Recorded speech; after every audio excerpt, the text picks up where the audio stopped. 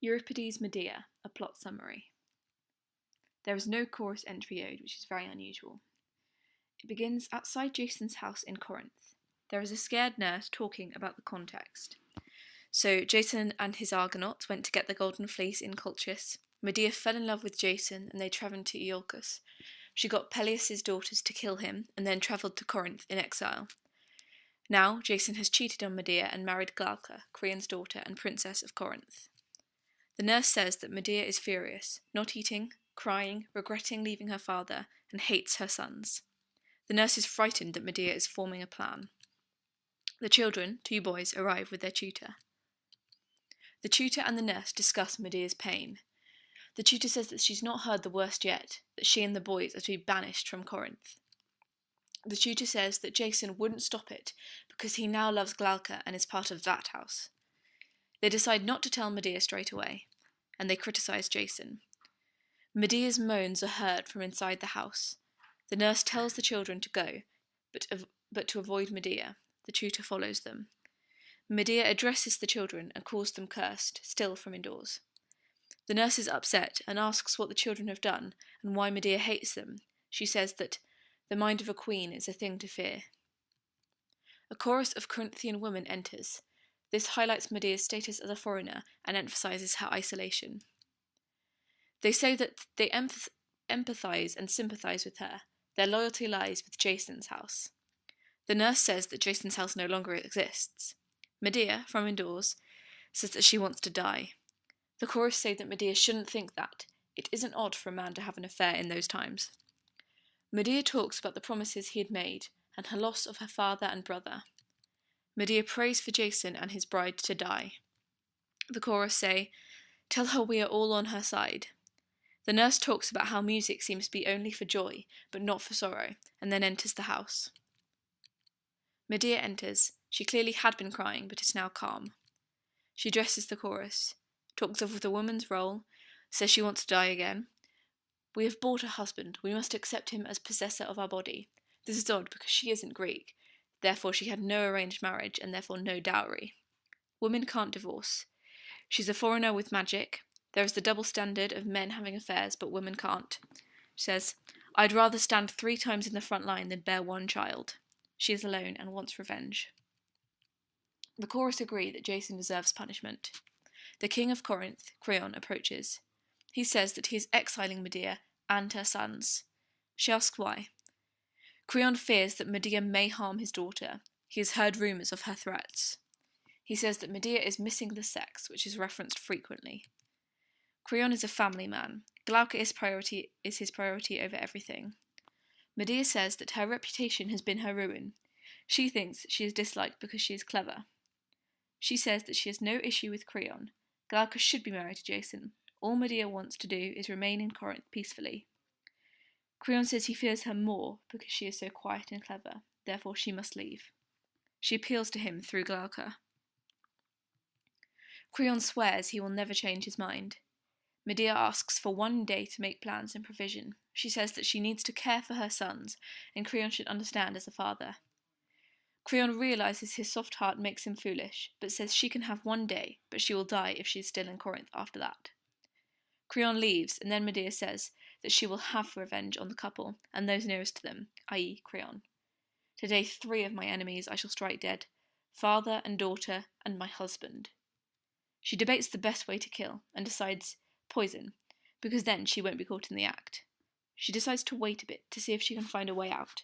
If she can, then she will kill quietly, but if not, she'll just do it anyway. She doesn't want to be laughed at. She says to the chorus, "We were born women, useless for honest purposes, but in all kinds of evil, skilled practitioners." The chorus talk about the female versus male. Deceit is men's device now. Male poets with stories about evil women will go out of fashion, and in real life, men are as infamous as women. They talk about Medea coming from her father's house and now being exiled. She can't return to her father, and her husband is with another woman.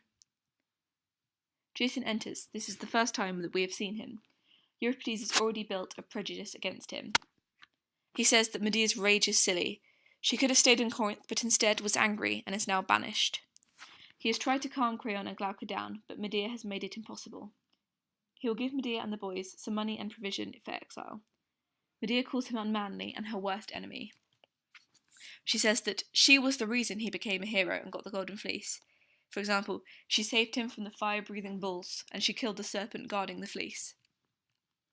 She deceived her father for him, and she killed Peleus in Iolcus. If she hadn't given him children, then she would have understood.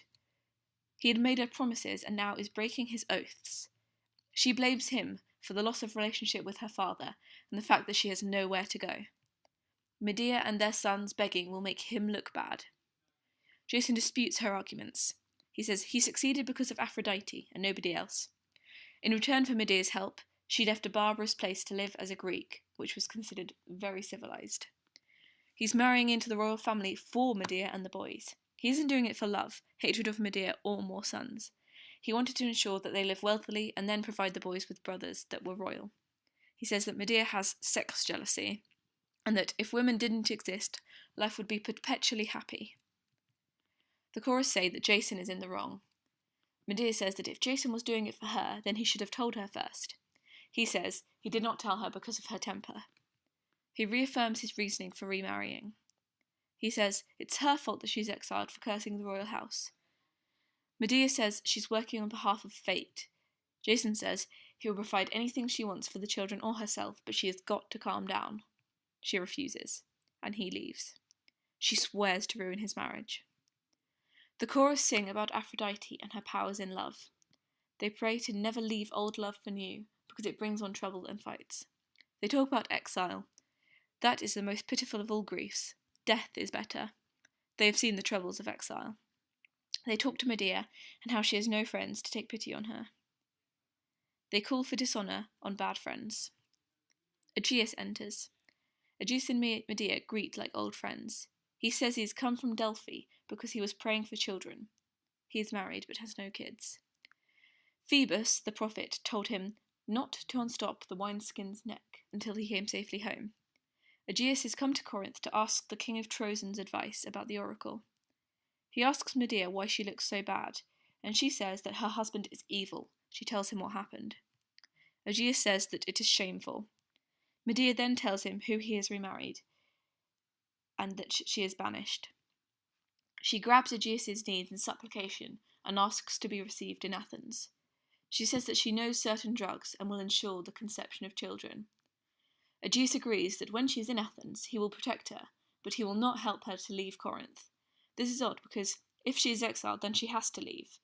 Therefore, he clearly guesses that she is going to do something criminal and people will try to arrest her. She makes him swear an oath never to expel her from Athens or never to give her up to her enemies. He leaves. The nurse returns and listens in silence. Medea is very happy because now she can have revenge and get to safety in Athens. She plans to speak to Jason and tell him that he is right and then beg him to let the boys stay.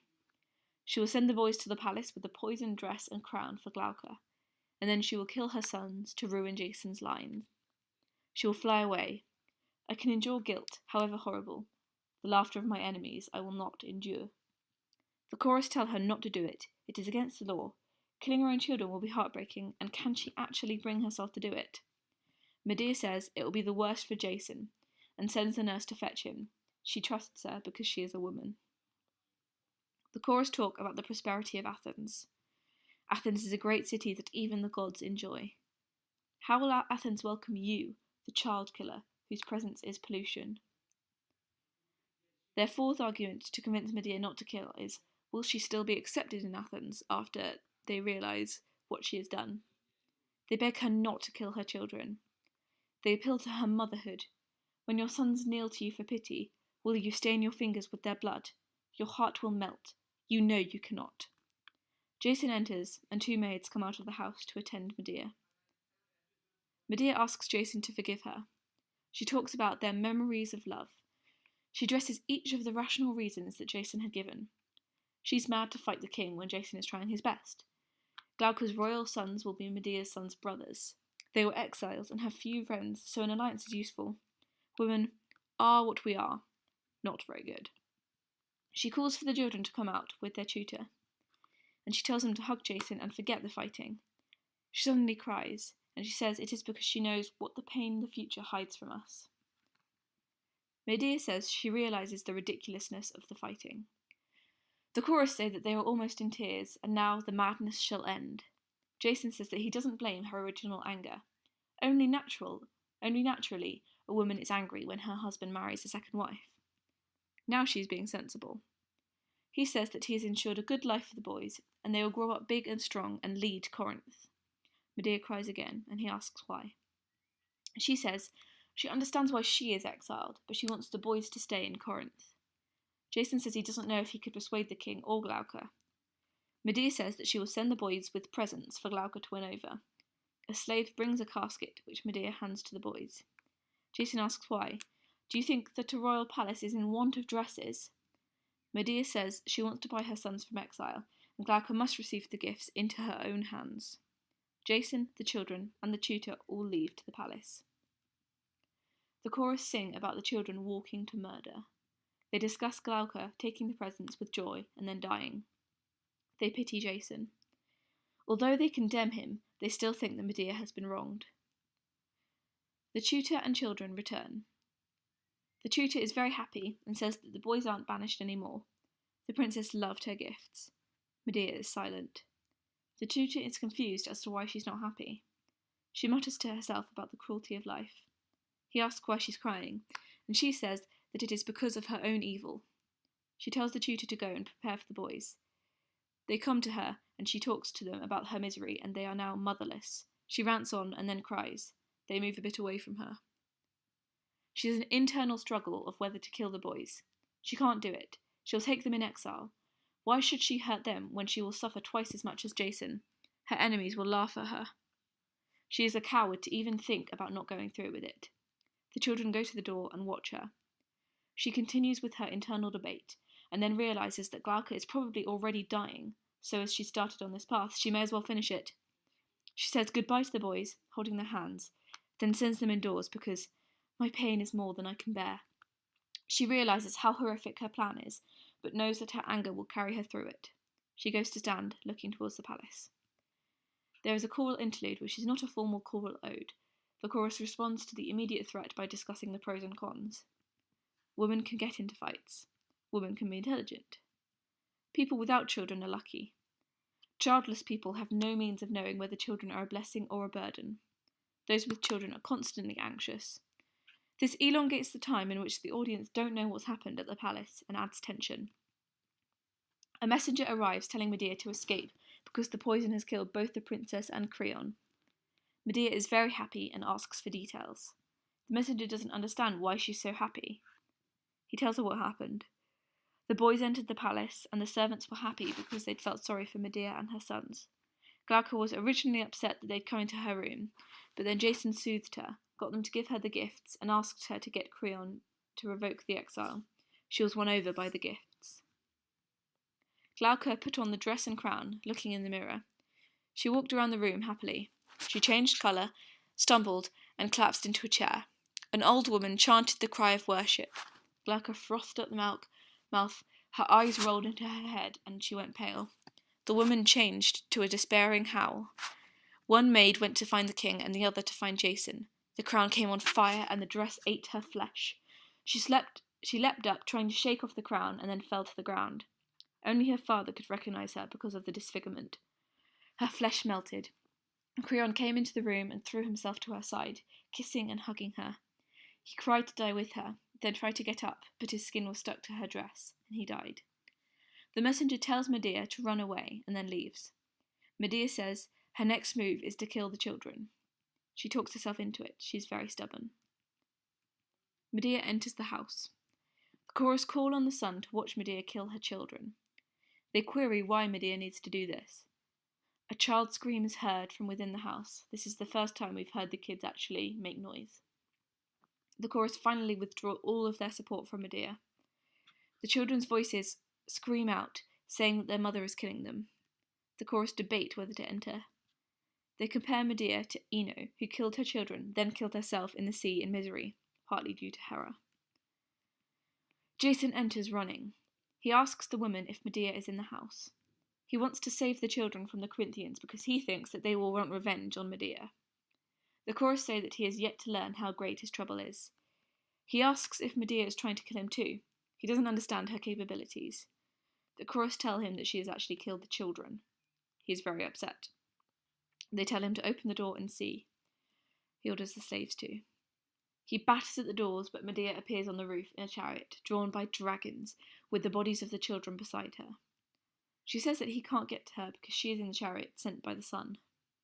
He shouts at her and insults her, curses her, reference to her being a barbarian.